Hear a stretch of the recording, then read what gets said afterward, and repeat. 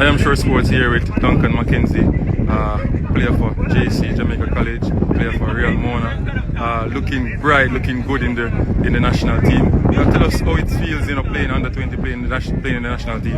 Well, it's an honour. It's always nice to represent one's country, and I'm thankful for the experience so far. How is it like though, with Coach Fuzzy Gale, Coach Andrew Sewell, at the helm, teaching you guys what to do on the field? Well, we're still getting to know each other. We have a lot to learn.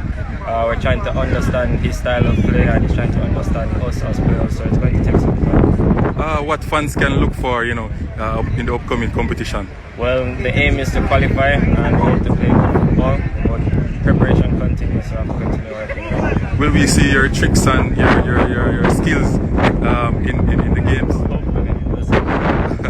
Thank you very much, Duncan Mckenzie. Continue to do the good work, and we're hoping to see you in one of those big teams in